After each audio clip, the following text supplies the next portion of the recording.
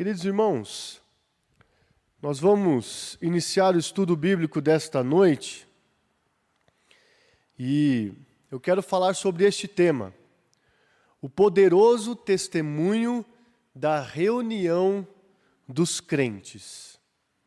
Eu acabei esquecendo de trazer o livro, mas já os irmãos vão ver a capa aqui em alguns slides, mas é baseado esta aula, este estudo, num livro chamado Igreja é Essencial. E neste livro, o autor então vai argumentar que é essencial, fundamental, de extrema importância, vital, para o crente se envolver com a igreja, estar reunido, congregar. E aí, num capítulo que se chama Precisamos Realmente Nos Reunir, nós percebemos esta conclusão. O testemunho de nossa reunião é de fato poderoso. Vejam, a igreja é um grupo de cristãos que se reúne como uma embaixada terrena do reino celestial.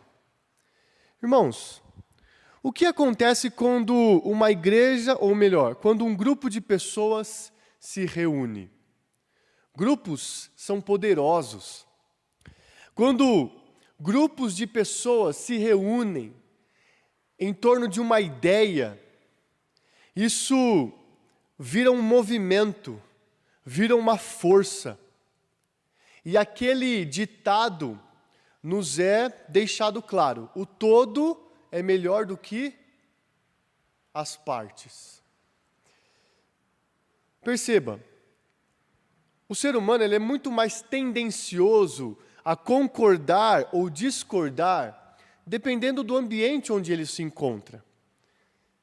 Se alguém se dirige a um local de palestra, angustiado, com algumas demandas, alguns questionamentos, e lá este alguém encontra um palestrante carismático, que fala coisas que vão ao encontro das angústias desta pessoa, respondendo aos seus questionamentos, no final essa pessoa estará concordando com o palestrante. Imagine isto multiplicado. Várias pessoas com as mesmas angústias, demandas, questionamentos. Isso provocará aplausos no final de um discurso. Em lugares assim, as pessoas vão se unir para algo maior. Às vezes, este algo é bom ou ruim. Mas o que torna os ajuntamentos poderosos? O que vocês acham? Fala para mim, André, o que você acha que torna os ajuntamentos poderosos? Vai pegar o microfone aí? Fique à vontade. Tá. O que torna um ajuntamento poderoso é quando a gente estamos na igreja num propósito, né, de falar da palavra de Deus. Tente não pensar na igreja. Tente pensar em ajuntamentos, Ajuntamento. em aglomerações, quaisquer. O que torna isso poderoso? O ajuntamento, a comunhão das pessoas, ou sem levar a igreja, a comunhão. Pense em qualquer tipo de ajuntamento. Todos aqui podem pensar também, qualquer tipo de ajuntamento. O que vocês acham que faz com que estes ajuntamentos sejam poderosos? Quem pode arriscar? As pessoas concordam. Um objetivo em comum. Que mais? Todos concordam. Todos concordam, têm um objetivo em comum, portanto. Mas há algo que faz com que isso seja mais poderoso, que é o fato deles estarem fisicamente presentes. Os ajuntamentos eles são poderosos quando nós estamos presentes fisicamente. Quer alguns exemplos? Vamos lá. Estreia de um filme. Você vê que aquele filme de fato está fazendo sucesso porque cada um está em sua casa assistindo um filme ou porque a estreia lota. As bilheterias vendem demais, esgotam os ingressos. E aí nas estreias, as pessoas demonstram o quanto são fãs daquela saga, daquele filme, por causa das roupas, do linguajar. Então você percebe que é muito mais legal ver uma estreia de filme no cinema. Não por causa da melhor qualidade audiovisual, que geralmente não temos em nossas casas. Porém, muito mais porque a gente consegue ver a reação das pessoas à nossa volta. A gente vê as reações de espanto, as risadas. Então isso provoca ali em todos uma reação em cadeia. Jogo de futebol, qualquer outro tipo de esporte. Quando você vai ao estádio, isso te provoca reações diferentes. E eu não estou querendo aqui que você justifique coisas erradas no estádio, como agressões verbais ou físicas contra outras pessoas. Mas você comemora o gol de forma mais vibrante quando você está no estádio, diferente de casa. Bom, outro exemplo, formatura. De que forma você consegue celebrar melhor a conquista de estar se formando? Quando você está junto com seus colegas. Quando você está naquela cerimônia, acompanhando tudo aquilo. Dificilmente alguém vai alugar a beca, o chapéu, vai preparar um discurso, alugar um local, para que ele sozinho comemore sua formatura. Portanto, o que os ajuntamentos nos trazem de mais poderoso é o fato de estarmos fisicamente presentes. E assim nos é impactante também na igreja. Meus irmãos, quando estamos junto dos irmãos na igreja, tudo que está acontecendo na igreja nos impacta, nos anima, nos estimula, muito mais do que quando estamos em nossas casas. E vocês sabem por quê? Porque Deus quer isso. Deus nos fez assim. Deus nos fez corpo e alma. Tudo que afeta a alma também afeta o corpo. Estar presente fisicamente nos move com muito mais força do que quando não estamos juntos uns dos outros.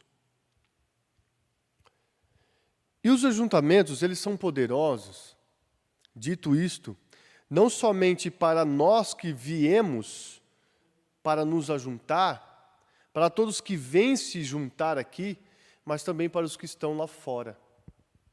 Isso é um grande testemunho para o mundo.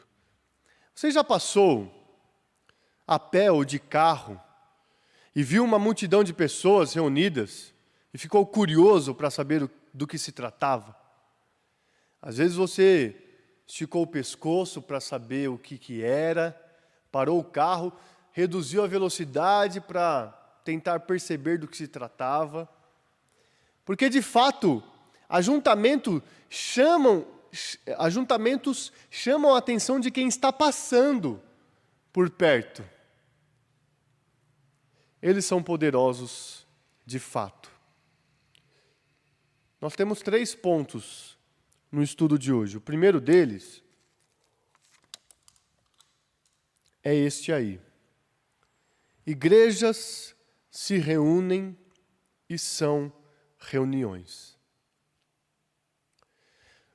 Assim como outros tipos de ajuntamento, a reunião da igreja é poderosa.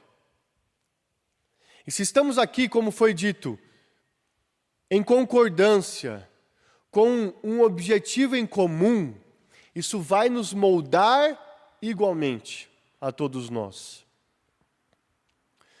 Nos molda, no caso da igreja, por Deus, para vivermos como cidadãos do céu. Nós nos direcionamos à reunião da igreja para isto, para sermos moldados, para vivermos como agrada a Deus. E Deus, meus irmãos, sempre quis que o seu povo tivesse fisicamente unido a Ele. Como foi que Deus criou Adão e Eva? Com corpo e alma. Quando Deus se encontrava com Adão e Eva? Vocês sabem? Vocês se lembram? Pela viração do dia. Deus se encontrava pessoalmente com sua criação, com Adão e Eva, com seus adoradores diariamente. Ele queria isto. Bom, o homem pecou, foi expulso do jardim, foi expulso da presença de Deus, mas Deus ainda tinha a intenção de se encontrar com o seu povo. O que ele fez? Ele escolheu um povo, a partir de Abraão. Quando este povo estava no deserto, o que Deus mandou ser construído para que o povo se encontrasse com ele? O que Deus mandou ser construído? Lá no deserto. A tenda do encontro, o tabernáculo. Aquilo foi construído porque Deus queria se encontrar com o seu povo. Porém, novamente, eles pecaram, foram expulsos da terra onde eles chegaram e, frequentemente, o povo perdia o acesso à presença de Deus por conta de seus pecados. Mas agora, qual é a forma mais clara e plena de vermos o desejo de Deus de se encontrar com o seu povo? Qual foi a forma mais clara e plena que Deus realizou para se encontrar com o seu povo? A encarnação de Cristo. Vejam este verso. No princípio era o Verbo, e o Verbo estava com Deus, e o Verbo era Deus. E o Verbo se fez carne e habitou entre nós, cheio de graça e de verdade. E vimos a sua glória, glória como do unigênito do Pai. Deus, Ele tem um tamanho desejo de encontrar-se com o seu povo, com os seus filhos, que Ele não somente os criou, como os possibilitou encontrá-lo, e muito mais que isso, se fez presente em carne e osso no meio dos seus filhos. E a presença de Cristo ainda nos é possível, ainda nos é experimentada, porque Ele nos deixou o seu Santo Espírito, porque Ele instituiu a Santa Ceia. Então, nós percebemos como Deus deseja se encontrar com a sua igreja. Foi o próprio Cristo que disse que edificaria a sua igreja. E é interessante, porque Cristo resolveu usar esta palavra igreja, e não sinagoga, que era o local onde os judeus costumavam se reunir. Porque se você vai estudar a etimologia da palavra, você percebe que igreja está mais ligado aos indivíduos que se reúnem, aos membros da assembleia, enquanto sinagoga está mais ligado ao local onde as pessoas se reúnem. Portanto, Cristo edificou pessoas que, na linguagem bíblica, são pedras vivas que formam este monumento, este edifício para a glória de Deus. E aí, a gente vê a ligação dessa intenção de Deus de se reunir com o seu povo em duas profecias, uma do Novo, uma do Antigo Testamento. Vejam esta profecia. Aqui. Aqui em Joel 2 é dito o seguinte: reúnam o povo, santifiquem a congregação, congreguem os anciãos, reúnam as crianças e os que mamam no peito, que o noivo saia do seu quarto e a noiva dos seus aposentos. Deus convoca o seu povo ao arrependimento. E a reunião de seu povo é possível somente em santidade. Por isso é que no Verbo que se fez carne nós podemos nos reunir. Porque nós devemos ser uma igreja centrada no Evangelho, uma igreja cristocêntrica, uma igreja firmada em Cristo. Porque somente nele nós podemos atender a convocação e o desejo de Deus se encontrar conosco. Porque o encontro com Deus só é possível de forma santificada. E veja agora esta outra profecia de Apocalipse. Então, ouvi uma forte voz que vinha do trono e dizia: eis o tabernáculo de Deus com os seres humanos. Deus habitará com eles. Eles serão povos de Deus. E Deus mesmo estará com eles e será o Deus deles. Deus, Ele deseja tanto, meus irmãos, que nós nos reunamos em sua presença, que Ele vai restaurar todas as coisas quando Cristo voltar. E se fará novos céus e nova terra, onde então nós teremos a reunião perfeita de crentes restaurados e glorificados com o perfeito Deus. E aí algumas pessoas podem dizer o seguinte: mas a igreja somos nós. Outras pessoas dizem: a igreja é um povo, não é um lugar, não é um prédio. Mas vocês se lembram da ilustração que eu dei há pouco? Nós não somos um prédio, mas a Bíblia diz que somos pedras vivas. Uma pedra não serve de nada sozinha. Mas quando junta e bem ajustada, ela forma um edifício. Porque, de fato, aqueles que dizem: a igreja somos nós, não é um lugar, não é um prédio, a igreja é um povo. Eu entendo. Porém, é mais fácil, é mais exato dizer o seguinte: a igreja é um povo reunido em um lugar. A igreja somos nós, reunidos em um lugar. Eu não sou igreja sozinho. Aqui, por exemplo, a igreja aqui é a reunião dos crentes presbiterianos de Jundiaí. É óbvio que você não deixa de ser cristão, não deixa de ser habitação do Espírito, quando em alguns momentos você não está reunido conosco. Você não está reunido com os demais membros da igreja. Mas é necessária a sua reunião regular com a igreja para que você de fato faça parte desta igreja. Por exemplo, olha o que o autor aos Hebreus diz: cuidemos também de nos animar uns aos outros, no amor e na prática de boas obras. Não deixemos de nos congregar como é costume de alguns. Pelo contrário, façamos admoestações, ainda mais agora que vocês veem que o dia se aproxima. Porque se continuarmos a pecar de propósito, depois de termos recebido o conhecimento da verdade, já não resta sacrifício pelos pecados.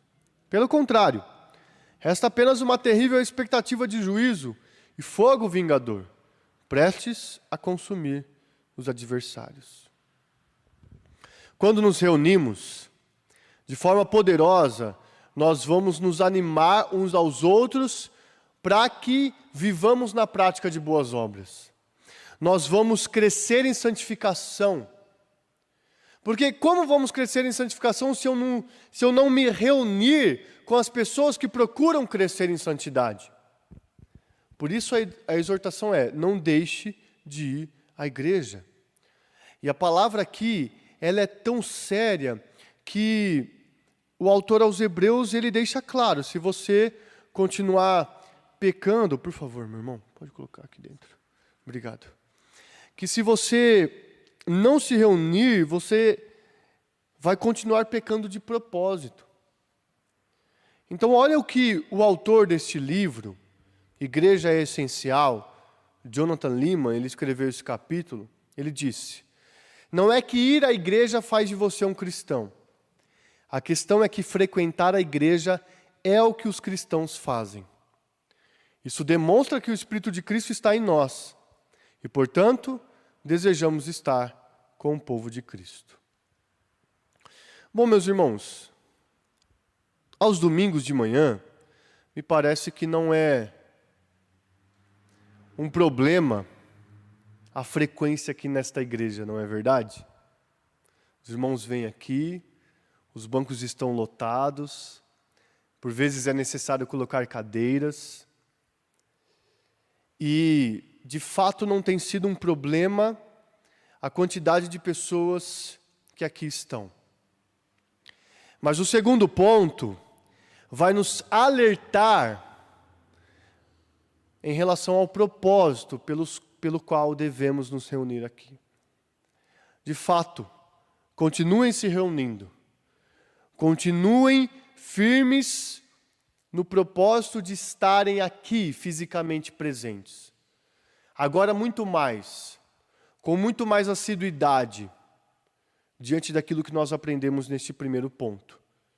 Diante daquilo que vimos do desejo de Deus de que nós nos reunamos aqui. Mas vejam como deve ser essa reunião. Nós devemos estar centrados na palavra de Deus.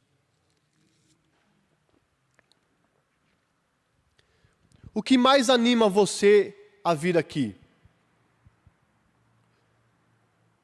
Meus irmãos, são muitos os motivos para nós não estarmos aqui. Começa cedo. O dia seguinte nos proporciona muito trabalho. As nossas famílias se reúnem para almoçar coisas deliciosas. E por vezes elas nem são daqui, a gente teria que viajar para encontrá-las. Geralmente, acontecem os campeonatos de esportes amadores na cidade, na região. Passa esporte espetacular também, ainda passa, eu acredito, né? Faz tanto tempo que eu não assisto. Acredito que ainda passa. Posso maratonar aquela série do meu sofá? Eu vou chegar aqui e eu vou encontrar crianças andando, chorando. Eu vou me deparar com pessoas que são diferentes de mim, que não gostam das mesmas coisas que eu, não se vestem da mesma maneira que eu, não tiveram a mesma educação que eu. Eu vou chegar aqui e às vezes eu vou me deparar com alguns problemas técnicos, vou me deparar com músicas que eu não sei se eu gosto tanto. Por que eu venho? São muitos os motivos para vocês ficarem em casa. São muitos os motivos para as mais de 200 pessoas que têm vindo aqui pelas manhãs ficarem em casa. Mas o que mais anima o crente a se reunir? O que vocês diriam? O que mais te anima a vir aqui?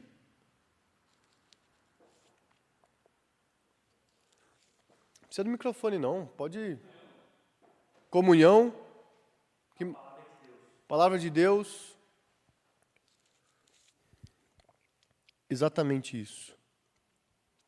O que mais deve nos animar é ouvir a palavra de Deus.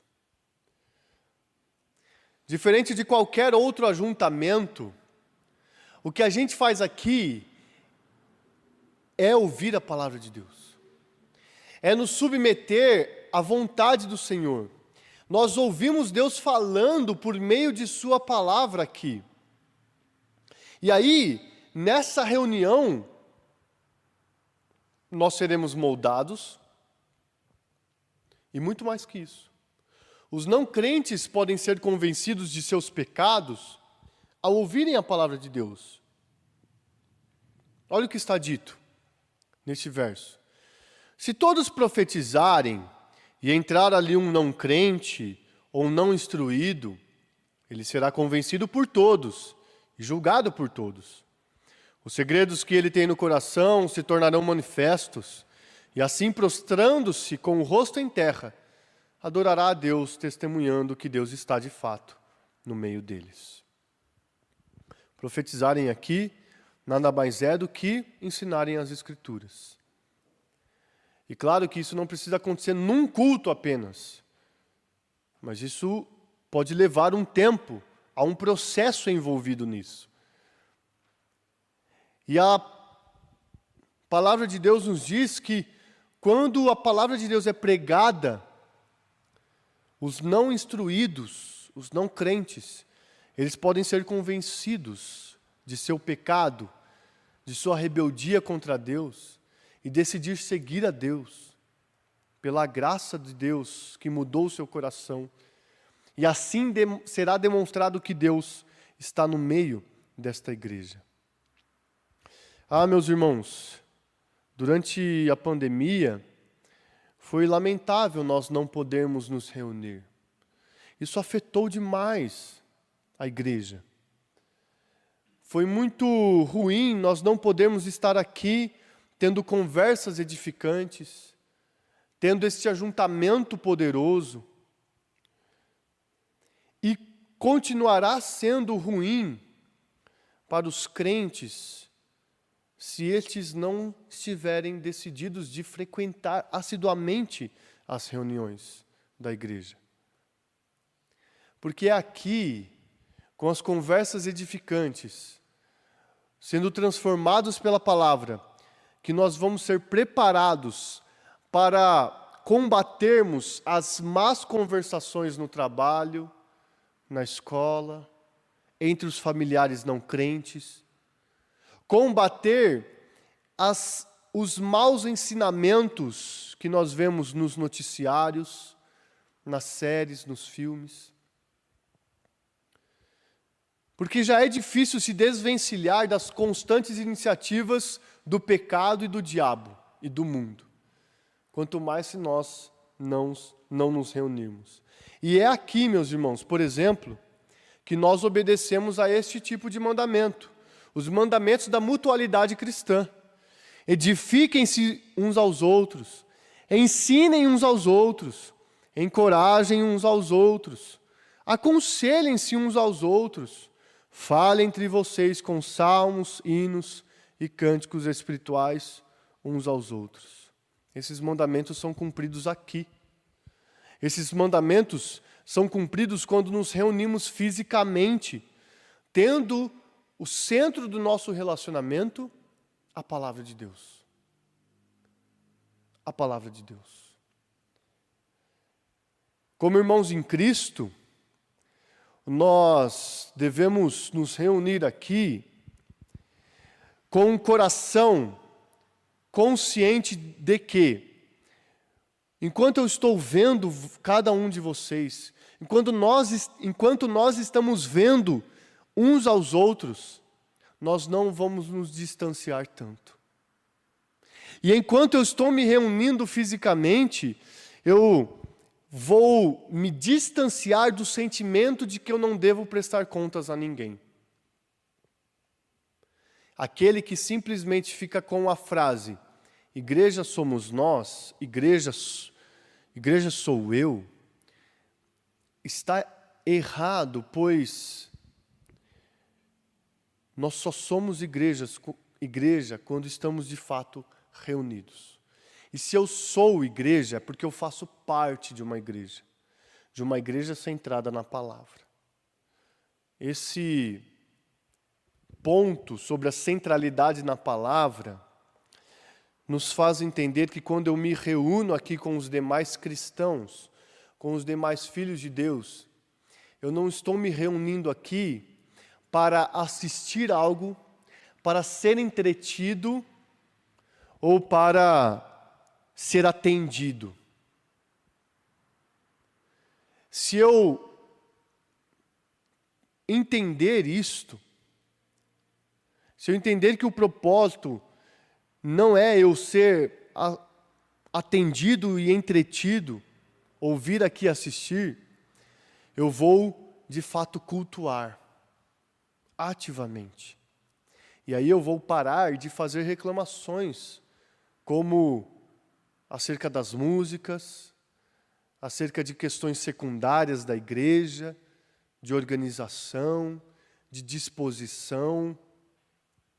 Mas eu me interessarei pelo que de fato importa, que é a palavra de Deus. E esta reunião, centrada na palavra de Deus, vai me transformar e me alegrar.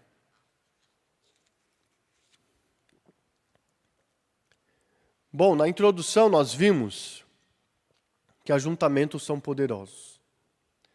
São poderosos para nós, que nos reunimos aqui, mas também são poderosos para os de fora.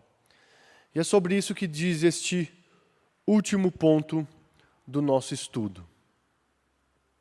Embaixada do céu. A igreja, portanto, é uma reunião de crentes em um lugar, centrada na palavra e entendendo que é uma embaixada do céu. Bom, uma embaixada nada mais é do que um posto oficial de uma nação colocado em outra nação. É uma representação do governo de uma nação em um país estrangeiro. Se vocês forem para Brasília, vocês verão lá embaixadas dos Estados Unidos, de Portugal, da Espanha, da Itália, da França, entre outras. E aí você visitando essas embaixadas, você vai poder conhecer o idioma delas, conhecer mais a respeito da cultura daquele país. E é isto que a igreja é. A igreja é um posto oficial dos céus aqui na terra. Em nossas reuniões, nós ouvimos acerca de uma outra pátria. Qual pátria? A celestial. Aqui, você vê, você encontra, você se reúne com cidadãos que pelo menos têm dupla cidadania. E uma delas é a dos céus. A igreja é a embaixada dos céus aqui na terra. Você ouvirá aqui as palavras do Rei Jesus. Você participará do banquete espiritual. Mas, sobretudo, você será comissionado a representar esta mensagem, levando a mensagem do Rei.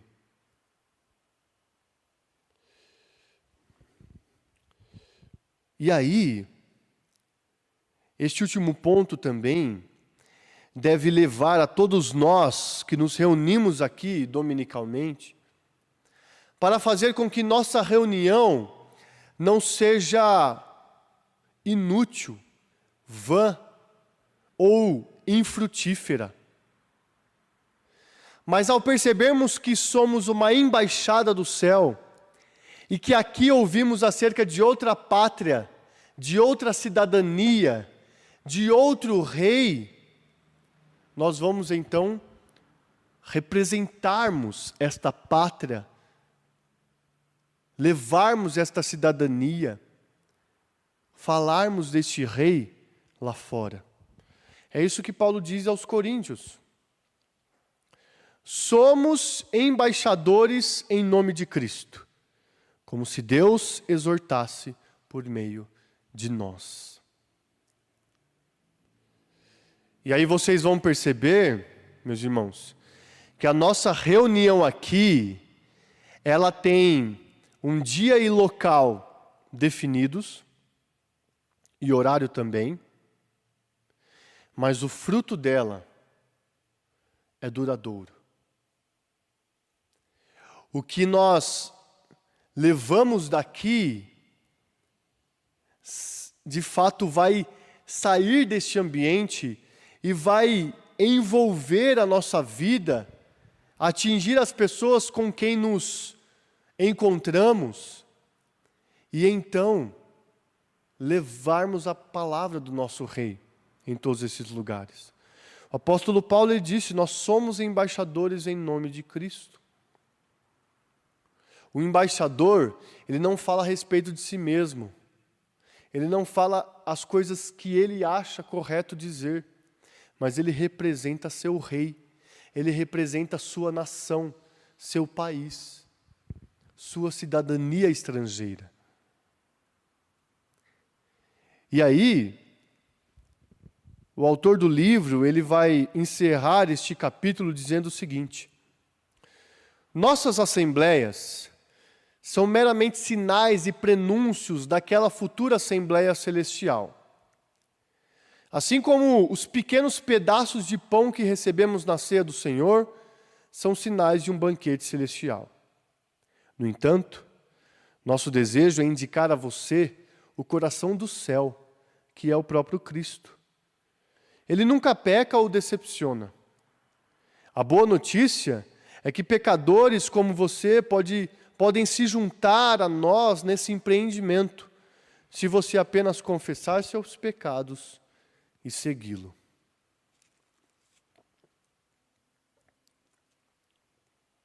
A nossa reunião, ela vai ser de fato poderosa, portanto, quando nós testemunharmos algo além daqui.